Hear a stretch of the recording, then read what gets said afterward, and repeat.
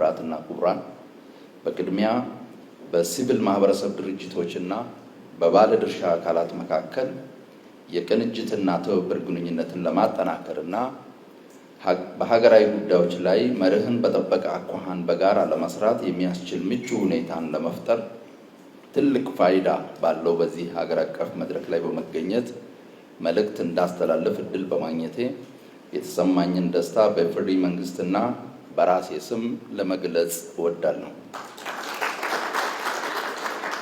መድረኩን ላዘጋጁት አካላትም ልባዊ ምስጋና እንዳቀርብ ይፈቀድልኝ።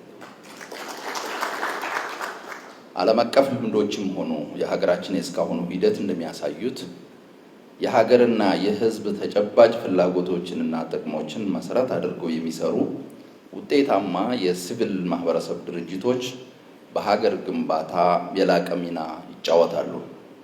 በዚህም በመንግስትና በግሉ ዘርፍ ያልተሸፈኑ ክፍተቶችን በመሙላት ለዲሞክራሲያዊ ስርዓት ግንባታና መልካም አስተዳደር እንዲሰፍን በመስራት የዜጎችን ተሳትፎ በማሳደግ የኢኮኖሚ ልማትን በማፋጠን የአካባቢ ጥበቃን በማጠናከር ማህበራዊ ፍትህን በማረጋገጥ በሰብአዊ መብቶች ጥበቃ እንዲሁም በሰላም ግንባታና ግጭት አፈታት ሂደት ጉልህ አስተዋጽኦ ያበረክታሉ።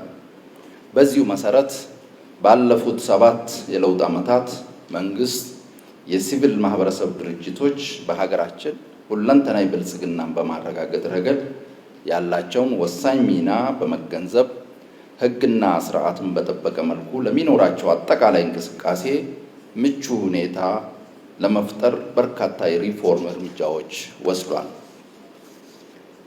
በተለይም የመደራጀት መብትን የህብረተሰብ ተጠቃሚነትና ተጠያቂነትን በሚያረጋግጥ አግባብ በተሟላ መልኩ ተግባራዊ ለማድረግ የህብረተሰቡን የበጎ ፈቃደኝነትና የበጎ አድራጎት ባህል ለማሳደግና በሲቪል ማህበረሰብ ድርጅቶች ላይ የነበረውን ያልተገባ ገደብ በማንሳት ሀገራዊ ሚናቸውን እንዲወጡ በማድረግ ረገድ ከለውጡ በኋላ በሀገራችን የተካሄደውን የህግ ሪፎርም ተከትሎ የወጣው የሲቪል ማህበረሰብ ድርጅቶች አዋጅ ቁጥር 1113/2011 ትልቅ አስተዋጽኦ አበርክቷል። በተጨማሪም መንግስታችን ከለውጡ በኋላ የተከተለው የብዝሃ ተዋናያን ኢኮኖሚ አቅጣጫ የሲቪል ማህበረሰብ ድርጅቶች በኢኮኖሚ ላይ የራሳቸውን የልማት አጋርነት ሚና በአግባቡ እንዲወጡ ምቹ ሁኔታዎችን ፈጥሯል። የሲቪል ማህበረሰብ ድርጅቶች በኢኮኖሚ ውስጥ ሚናቸውን እንዲወጡ ማስቻል ምርታማነትን ለማሳደግ፣ ለስራ ዕድል ፈጠራ፣ ለተቋማት ግንባታና ማህበረሰብ አቀፍ የኢኮኖሚ እንቅስቃሴዎችን ለማጠናከር ትልቅ አስተዋጽኦ ያበረክታል ብለን እናምናለን። በመሆኑም ይህንን እምቅ አቅም ለመጠቀም በተለያዩ የማህበራዊና ኢኮኖሚያዊ ዘርፎች የሲቪል ማህበረሰብ ድርጅቶች ተሳትፎ እንዲጨምርና ተፈላጊ ውጤቶችም እንዲመዘገቡ ሰፊ ጥረት ተደርጓል። ስለሆነም በፌደራልና በክልል ደረጃ የተመዘገቡ የሲቪል ማህበረሰብ ድርጅቶች ቁጥር በከፍተኛ ሁኔታ የጨመረ ሲሆን ድርጅቶቹም በልማት በዲሞክራሲያዊ ስርዓት ግንባታና በሰብአዊ መብቶች ጥበቃን ጨምሮ በሌሎች ሀገራዊ አጀንዳዎች ላይ በስፋት በመሳተፍ የህብረተሰቡን ተጠቃሚነት ለማረጋገጥና የሀገር ግንባታን ለማጠናከር የራሳቸውን አሻራ እያሳረፉ ይገኛሉ። በተለይም በቀውስ ወቅት የሲቪል ማህበረሰብ ድርጅቶች የሚያሳዩት ፈጣን ምላሽና ተሳትፎ ሰብአዊነትን መሰረት ያደረገ ድጋፍ ለዜጎች ለመስጠትና ህይወታቸውን ለማሻሻል ያላቸውን ከፍተኛ ሚና በግልጽ አሳይተዋል።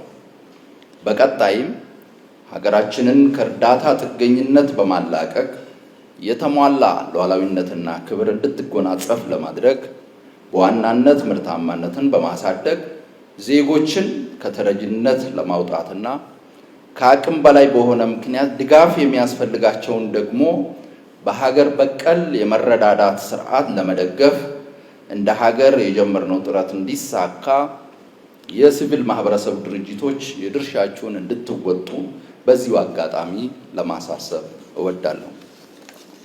በሌላ በኩል ግን አንዳንድ የሲቪል ማህበረሰብ ድርጅቶች ከተቋቋሙለት ዓላማ ባፈነገጠና ግልጽነት በጎደለው መልኩ በመንቀሳቀስ የሀገርና የሕዝብ ጥቅም የሚጎዱበት አጋጣሚዎች መኖራቸው ይታያል።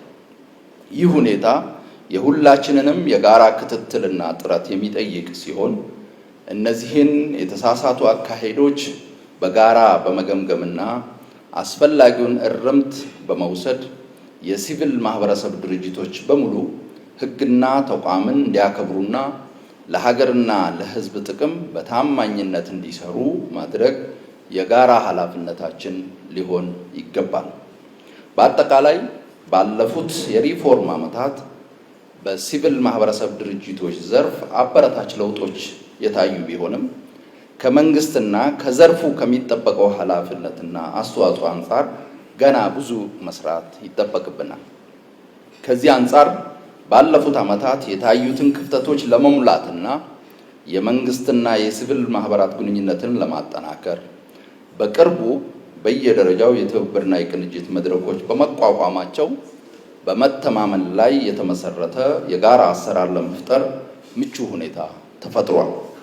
በተለይም የጋራ ዓላማዎችን ለማሳካት ከፌደራል እስከ ታችኛው የአስተዳደር እርከን ድረስ የተደራጁት የሲቪል ማህበረሰብ ድርጅቶችና የባለድርሻ አካላት የቅንጅትና ትብብር ማዕቀፍ የመንግስት የሲቪል ማህበረሰብ ድርጅቶችና የባለድርሻ አካላት ስራዎችን ማናበብና ማቀናጀት፣ ተቋማትና አሰራሮችን ማጠናከር፣ ከህግና ስርዓት ያፈነገጡ ተግባራትን በጋራ መግራት እንዲሁም መልካም ተሞክሮችን በመቀመርና በማስፋት ስኬቶችን ማሳደግ የሚሉ 4 ስትራቴጂያዊ ጉዳዮች ላይ የሚያተኩሩ እንዲሆኑ ተደርጓል።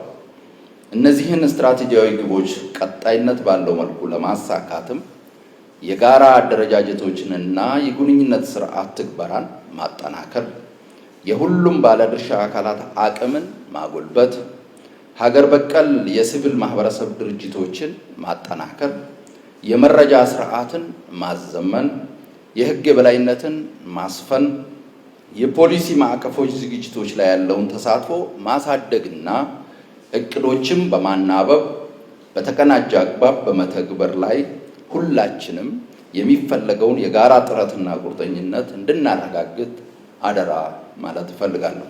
በመጨረሻም የፌደራል መንግስት የሲቪል ማህበረሰብ ድርጅቶችና ባለድርሻ አካላት በሚፈለገው ደረጃ ሀገርንና ህዝብን መጥቀም እንዲችሉ አስፈላጊውን ድጋፍና ትብብር በማድረግ ረገድ የጀመረውን ጥረት አጠናክሮ ለመቀጠል ጽኑ ቁርጠኝነት እንዳለው እያረጋገጡ መድረኩ በይፋ የተከፈተ መሆኑን አበስራለሁ።